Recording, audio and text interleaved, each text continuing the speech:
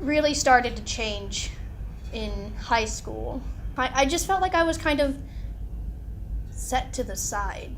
Then the big change. I just had this suicidal episode.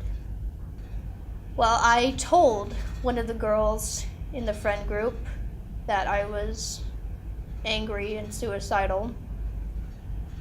It was the girl I thought that I was closest with because I'd known her the longest. Guess we weren't as close as I thought we were. Like any other person, she told the authorities, like the teachers and the principal, and I was basically put under a suicide watch. I was already cast in a play at that time, and after one night showing to an audience, I was removed. I was really big into theater. I loved performing. I loved being on stage. I loved learning my lines. I loved giving a show, and they wanted to protect me by removing me from these girls. I only felt worse. Couldn't stand to be around them anymore. I didn't feel welcome anymore. None of them wanted anything to do with me. Because quite frankly, I didn't want anything to do with me. Hi, my name is Lindsay Stokely, and I have been diagnosed with borderline personality disorder, commonly referred to as BPD, characterized by strong and intense, sometimes irrational mood swings, and an intense fear of abandonment. BPD is a personality disorder that develops when you're young. It's typically because your feelings are invalidated. So things like, oh, you're not hungry, you just ate. The children learn not to trust what they're feeling. The first story I'd like to talk about, really the second, is actually about my best friend, Savannah. I had this violent breakup with my ex-boyfriend. She was with him in Galveston at 1 a.m. That set me off. I started to panic. There's no reason that my best friend should have been with my ex. Why she called him instead of me, I will never know. The last story where BPD really fucked things up for me was with my ex-boyfriend.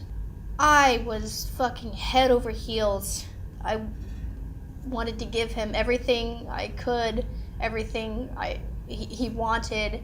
Things started to change. I was having more episodes than I normally would, just these episodes of intense anger and feeling the need to take it out on him, especially. Because my thought process during an episode is, you hurt me, I'm gonna hurt you. Come meet me in the parking lot at Mod at 7:30 when I get off work, or when he gets off work. And he came, he stood in front of me, and I could feel my heart in my throat. And he handed me back the promise ring. He had the fucking nerve to tell me to drive safely. He had the fucking nerve to tell me to drive safely. What the fuck exactly was stopping me from driving into oncoming traffic, with how impulsive I am during an episode, with how bad my thoughts were at the time? I hated it. I hated all of it. And then I got to thinking, like, motherfucker! Motherfucker! It happened again. This vicious cycle has happened again. And I've lost what I thought was the best fucking thing I had in my life. It happened again, and it was all my fucking fault. It's going to happen. I'm going to have an episode. I'm going to say and do things that I'm going to later regret when I come out of that mindset. and I can't fucking fix it. There's nothing I can do to make anything better. So things are just going to get worse. And that's exactly what they fucking did. Every day, things just got worse and worse and worse until one day, and I was working that night. So, for that entire 8 hours, thinking about ways to kill myself and what I would say in my note, who I would address my note to, what I could say, how I could start it off, how I would explain this decision to my mom. How the fuck could I explain to her that I'm choosing to end my life, but she's still a good mom? That there was just nothing she could have said or done to stop me. I got home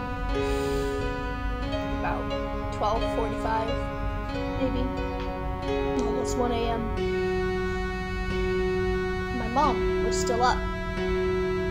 Because, of course, she's waiting up for me to get home from work, making sure I get home safe.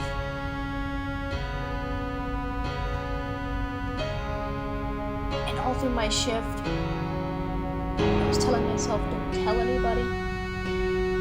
Say anything, just go up to your room, write your note. When everyone leaves, you're gonna go back downstairs. You're gonna take as many pill bottles as you can, including yours, and just swallow all of them. Just lay in the bathtub until everything goes black. But when I came home, my mom saw that I was crying. She asked me what's wrong, and I let it slip to her that I was suicidal. But I just pushed past her and went up to my room. She came up shortly after, and she sat me down on my bed. She just started talking to me. She just couldn't lose me. I hate seeing my mom cry. And she couldn't help it. As tough as BPD gets, as difficult as it is to deal with, I still find a way. There's no medication that I can take for it, because I still have people that accept me for who I am, the way I am, and I'm really glad to have them.